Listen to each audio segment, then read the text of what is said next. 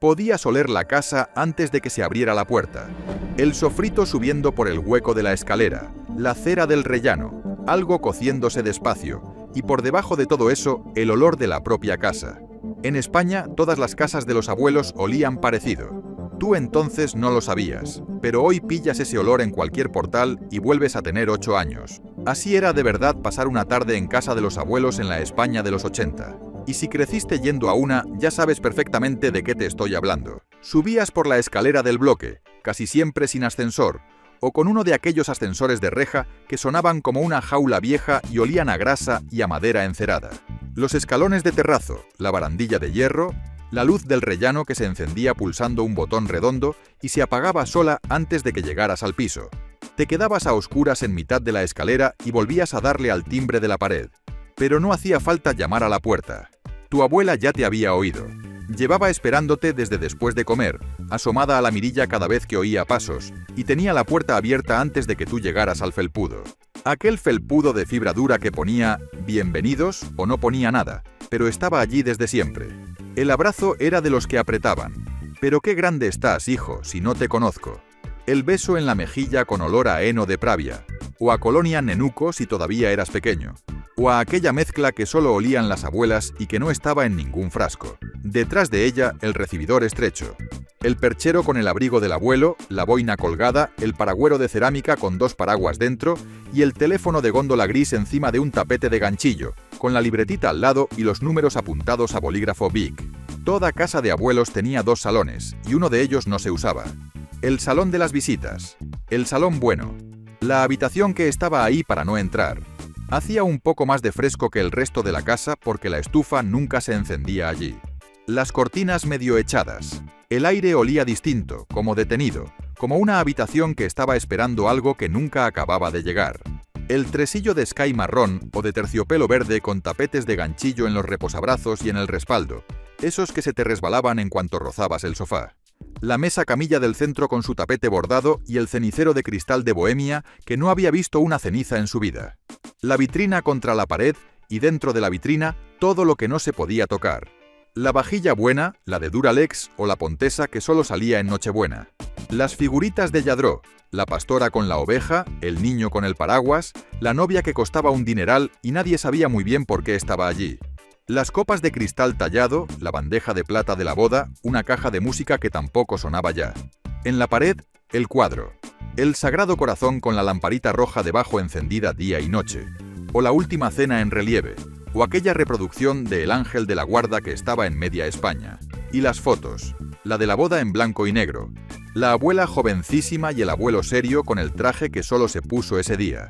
La del abuelo en la mili, con el correaje y la cara de no tener ni 20 años. Y entre todas ellas, en un marco más pequeño y un poco descolocado, tu foto del cole, sonriendo con un jersey que ya no te valía.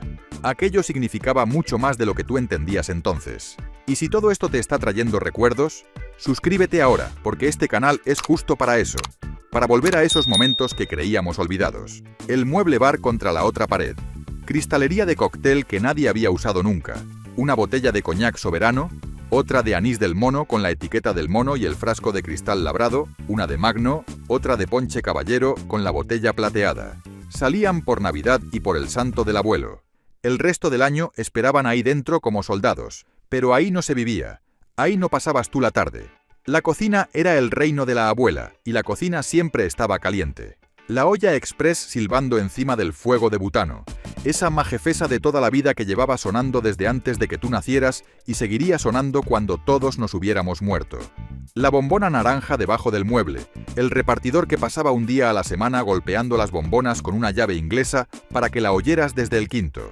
El mantel de hule de cuadros sobre la mesa, ese que se limpiaba con una bayeta y olía a mistol. La mesa camilla pegada a la ventana, con sus faldas hasta el suelo y debajo el brasero eléctrico de resistencia. 2 posiciones, una luz roja que iluminaba las piernas. En algunas casas de pueblo todavía aguantaba el brasero de picón, con su badila para remover la ceniza, y la abuela diciendo, cuidado, no quemes las faldas. La encimera con los azulejos blancos hasta media pared. La vitrocerámica todavía no había llegado, eso era cosa de gente moderna. Aquí se cocinaba con butano y punto. El aceite de oliva en una botella reutilizada de gaseosa. La casera, el vinagre en otra.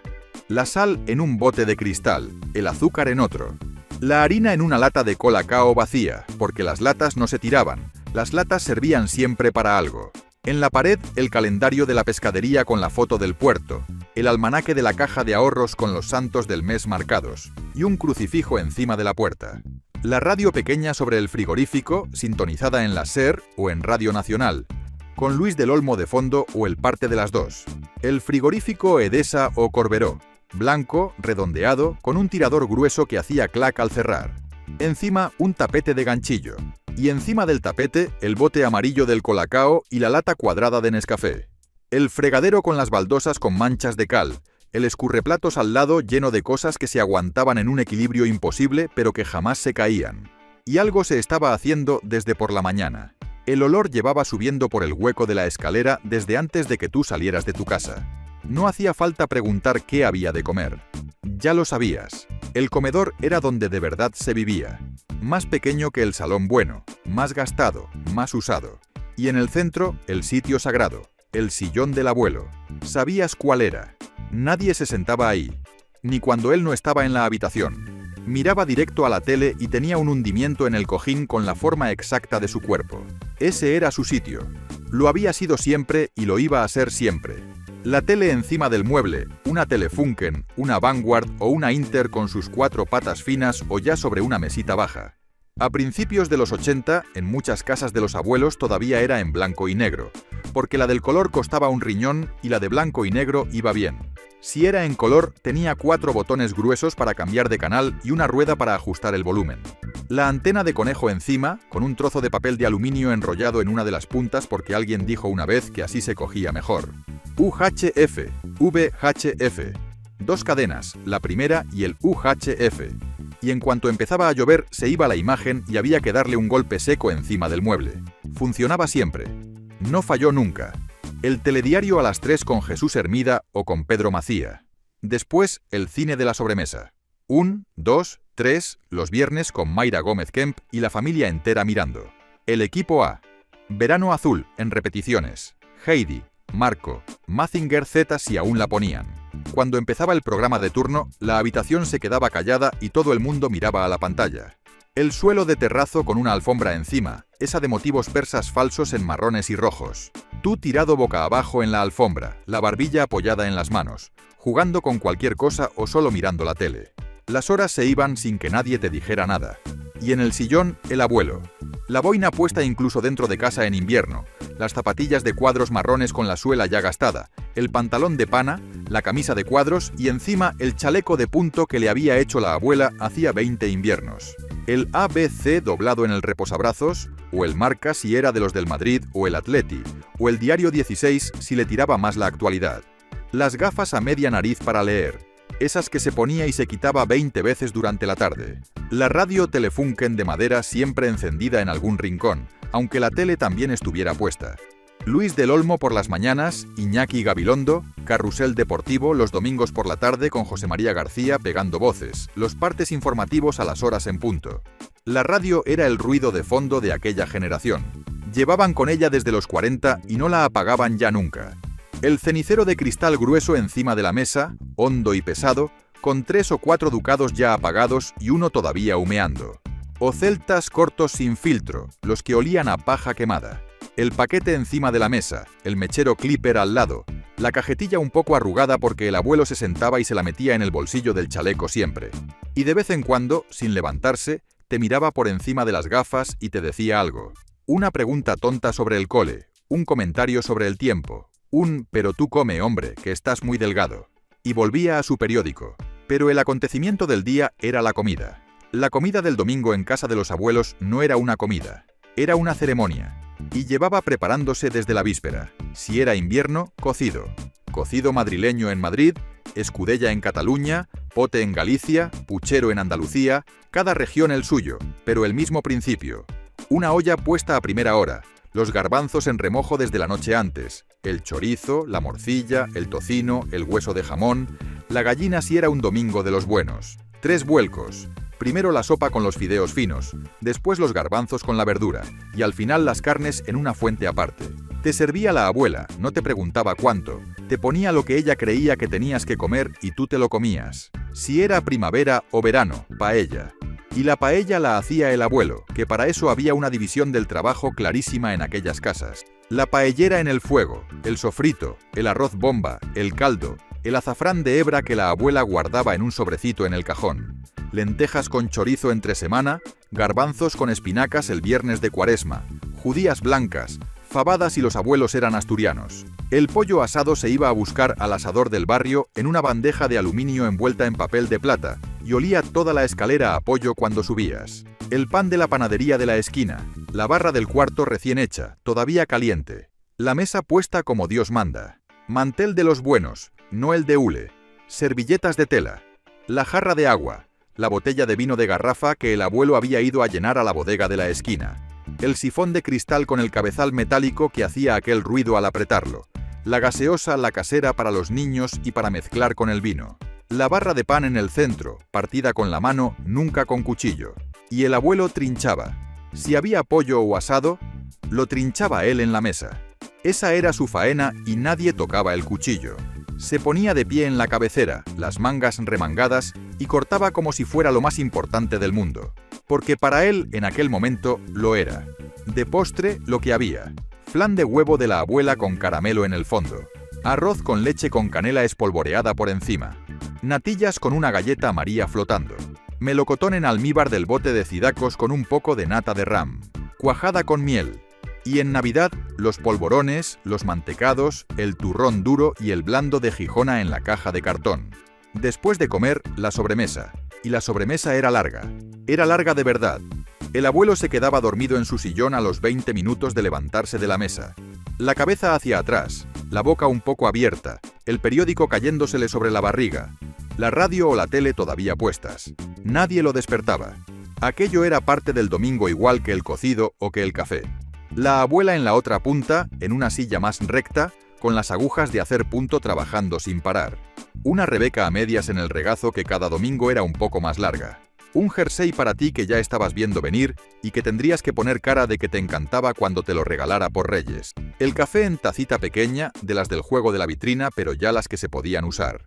La cafetera italiana, la Vialetti, encima del fuego, el café Bonca o Saimaza. Azúcar en terrón. Una copita de anís del mono para la abuela. Una nada más, que ya sabes que me sienta mal. Y otra de Magno o de Soberano para el abuelo. Esa que se tomaba a sorbos pequeños mientras dormitaba. Y tú en el suelo. El quimicefa abierto sobre la alfombra haciendo experimentos que olían a azufre y a cosa peligrosa. Los soldaditos de plomo del abuelo en una caja vieja de zapatos. El Cinexin proyectando una película de 3 minutos contra la pared del pasillo, con la rueda que había que dar a mano. La Nancy si había una prima. El Madelman, los clics de Famovil cuando ya se llamaban Playmobil. Un álbum de cromos a medio terminar. Los del Mundial 82 si era el año bueno, con las fichas de Naranjito y todos los jugadores. Cuando el día empezaba a aflojar, te asomabas al balcón. Porque toda casa de abuelos en España tenía balcón.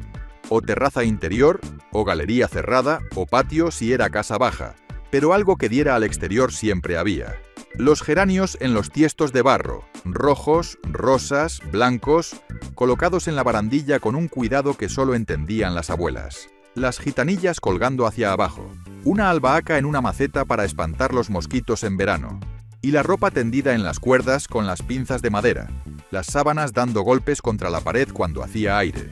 Desde el balcón se veían otros balcones iguales, otras barandillas con otros geranios, otras sábanas tendidas, y abajo la calle del barrio, el bar de la esquina con las mesas de formica fuera, el ultramarinos con el toldo verde, el kiosco con las revistas colgadas con pinzas, el 600 blanco aparcado en la acera y al lado un Renault 12 o un Seat 124.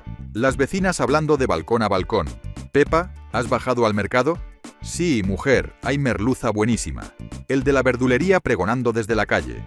Los críos jugando al fútbol en la acera con una pelota de plástico. Una bicicleta BH apoyada contra una farola.